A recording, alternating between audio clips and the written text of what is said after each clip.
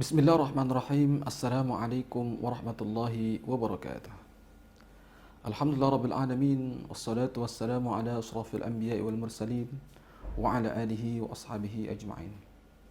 Sahabat Quran yang dimuliakan oleh Allah Subhanahu wa taala. Ada yang menakjubkan pada kosakata dalam Al-Quran yang zahirnya tampak bersinonim, akan tetapi ketika kita telah lebih jauh lagi, maka dalalah penunjukan maknanya sangat berbeda. Sebagai contoh, kita temukan kalimat matarun, ghaithun dengan ma'un.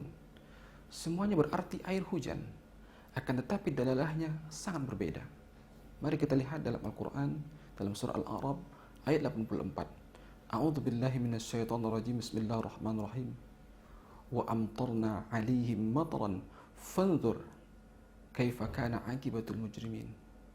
Kata Allah Subhanahu wa taala, kami hujani mereka dengan hujan batu dan neraka sijil. Fanzur, maka lihatlah kesudahan orang-orang yang melakukan perbuatan dosa. Maka matarun terkait dengan hukuman dan azab Allah Subhanahu wa taala. Konteks ayat ini kepada siapa? Kaum Nabi Lut yang melakukan perbuatan sodom, liwat.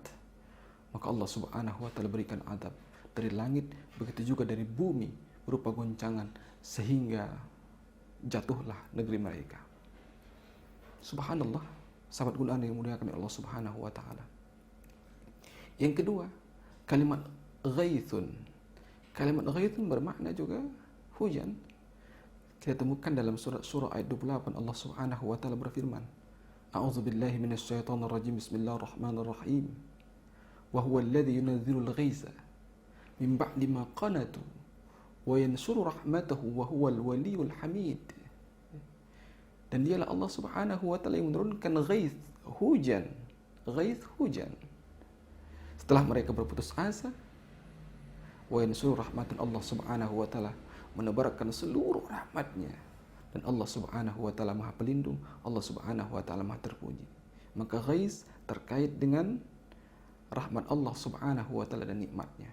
Begitu pula dengan ma'un, terkait dengan nikmat dan rahmat Allah Subhanahu wa taala. Dalam surah Al-Hajj ayat kelima. A'udzu billahi minasyaitonir rajim. Bismillahirrahmanirrahim. Wa taral arda hamidatan fa idza anzalna 'alaiha al-ma'a ihtazzat wa rabat wa ambatat min kulli zawjin bahij. Kata Allah Subhanahu wa taala, engkau melihat bumi itu kering, maka ketika kami turunkan padanya air, ihtazzat, bumi itu bergerak, hidup, subur, menumbuhkan segala bentuk tumbuh-tumbuhan dengan indahnya. Luar biasa. Ini contoh dari kalam ilahi di Al-Quranul Karim yang menunjukkan kedahsyatannya. Bagaimana dengan kalimat puasa? Dalam Al-Quran, puasa kita temukan dua bentuk. Pertama siyamun, yang kedua dengan saumun. Lantas pertanyaan kemudian, apakah dua kalimat ini bersinonim? Sahabat Quran yang dimuliakan oleh Allah Subhanahu wa taala. Sinonim adalah dua kalimat yang berbeda memiliki satu makna. Siyamun wa saumun, ini lafaznya sama, maknanya sama, dari akar yang sama. Maka jawabannya adalah tidak bersinonim, sahabat Quran yang dimuliakan oleh Allah Subhanahu wa taala. Sauma yasumu sauman wa siyaman, sama dengan adza ya'udzu auzan wa iyadzan, berlindung, sama dengan doa yaduu dau'an wa diya'an, bercahaya. Maka sauma yasumu sauman wa siyaman, al-imtina, al-imsak, menahan. Subhanallah, sahabat Quran yang dimuliakan oleh Allah Subhanahu wa taala. Mari kita lihat dalam Al-Quran dua kalimat ini. Dalam surah Al-Baqarah di ayat 183, Allah Subhanahu wa taala berfirman, A'udzu billahi minasyaitonir rajim. Bismillahirrahmanirrahim. Ya ayyuhalladzina amanu kutiba 'alaikumus shiyam kama kutiba 'alal ladzina min qablikum la'allakum tattaqun. Hai orang-orang beriman, diwajibkan atas kalian as-shiyam, berpuasa, sebagaimana diwajibkan oleh Allah Subhanahu wa taala kepada orang-orang sebelum kalian. La'allakum tattaqun, agar kalian bertakwa. Lihat ayat ini terkait dengan diwajibkan kepada kita orang beriman berpuasa di bulan suci Ramadan. Bulan suci Ramadan diwajibkan oleh Allah Subhanahu wa taala pada tahun kedua Hijriah, pada bulan Sya'ban. Kalau demikian, maka siyam bermakna al-imtina' 'an at-ta'am wasyarab wa baqi al-muftirat min al-fajr hatta al-maghrib. Maka demikian siyam artinya adalah mencegah untuk tidak makan, minum dan membatalkan seluruh ibadah puasa dari waktu fajar sampai dengan maghrib. Itu siyam. Bagaimana dengan saum? Mari kita lihat dalam surah Al-Maryam di ayat ke-26. Apa kata Allah Subhanahu wa taala? A'udzubillahi minasyaitonir rajim. Bismillahirrahmanirrahim. Fakuli washrabi wa qarri 'ainan. Fa imma tarayinna minal bashari ahadan Faquli inni nadartu lirrahmani sawma falan ukallima al-yawma insiya. Lihat ya. Kata Allah kepada Ibunda Maryam, ini terkait dengan Ibunda Maryam. Maka makanlah, minumlah, bersenang hatilah jika melihat seseorang. Faquli, maka katakanlah, inni, aku bernazar kepada Allah Subhanahu wa taala, zat yang Maha Pengasih lagi Maha Penyayang. As-sawm, berpuasa. Apa puasanya? Falan ukallimal yawma insiya. Maka mulai hari ini aku tidak akan bicara kepada seorang di antara manusia. Subhanallah. Sahabat Quran yang rahmati Allah Subhanahu wa taala. Lantas ada pendapat yang membedakan antara siam dengan saum. Kalaulah asyam terkait dengan aktivitas batan, perut kita, makan, minum. Sementara as-saum terkait dengan aktivitas lisan kita. Apa dia?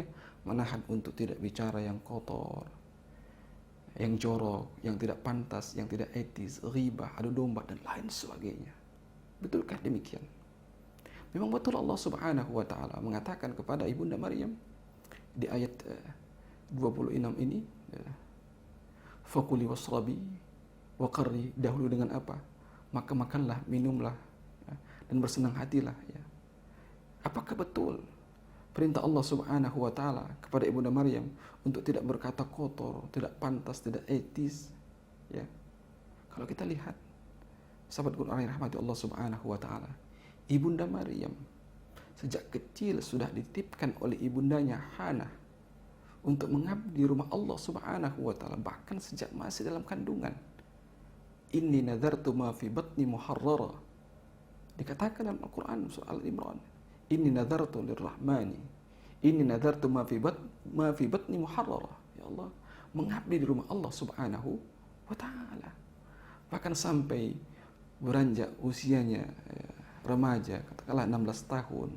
Di mana dia tinggal? Di mihrab. Tinggalnya di mihrab, beribadah, berzikir, bertasbih kepada Allah Subhanahu wa taala, jauh dari khalayak ramai. Bahkan ibunda Nabi Isa ini digelar dengan wa ummuhu siddiqah. Satu martabat di bawah Nabi, siddiqah. Kenapa disebut dengan siddiqah? Karena kesolehannya, soleh dalam aqwalnya, perkataannya, soleh dalam af'alnya, maka disebut dengan siddiqah. Maka tak mungkinlah Ibunda Maryam melakukan perkataan yang kotor, yang tak pantas dan tak etis.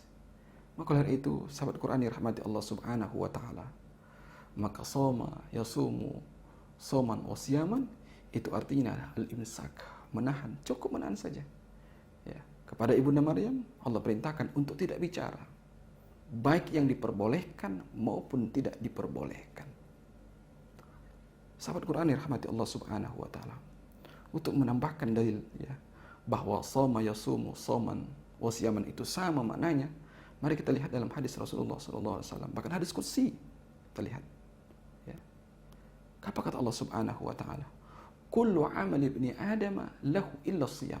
Seluruh amalan anak-anak Adam bagi dia kecuali siyam, puasa. Dalam riwayat lain dikatakan fa kullu amali ibni Adam lahu illa saum. Jadi siyam dengan saum. Wa ana ajiz bih, dan akulah yang akan membalasnya, kata Allah Subhanahu wa taala. Disamakan saja siyam dengan saum.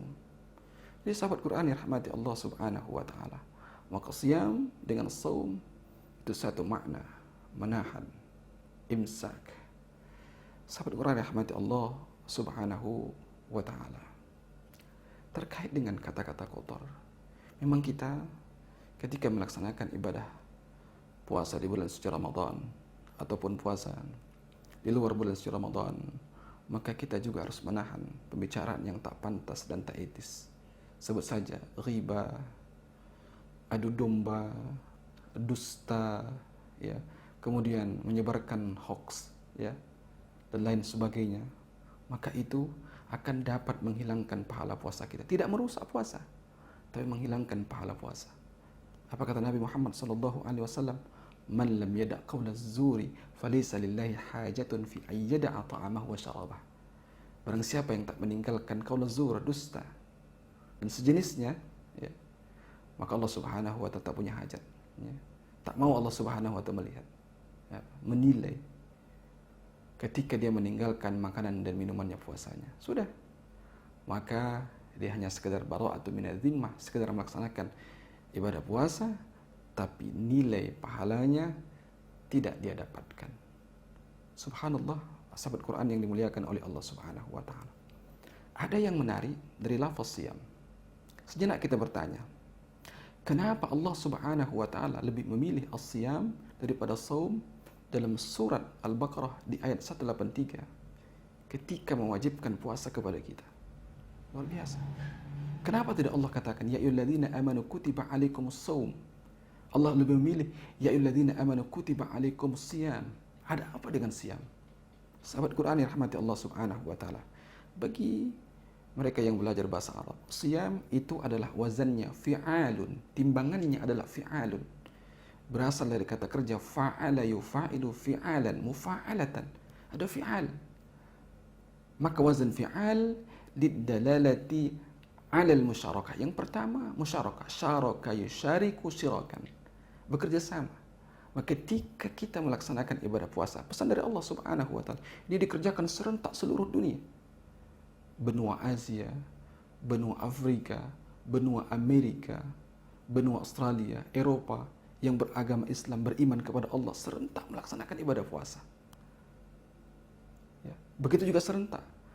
Kapan dilaksanakan? Mulai fajar sampai maghrib ikut aturan. Lil musyarakah. Kerjasama. Apa kerjasama bentuknya? Saling mengingatkan untuk menjaga ibadah puasa. Saling menjaga, kemudian saling menghargai. Bahkan orang yang tidak melaksanakan ibadah puasa menghargai, dan kita juga menghargai. Lil musyarakah. Subhanallah. Itu pesan yang ingin disampaikan oleh Allah Subhanahu wa ta'ala. Ya. Sahabat Quran dirahmati Allah Subhanahu wa ta'ala. Kemudian, ya, wazan fi'al lidalalati 'alal mujahadah. Jahada yujahidu jihadan. Bersungguh-sungguh. Jadi puasa ini jihad.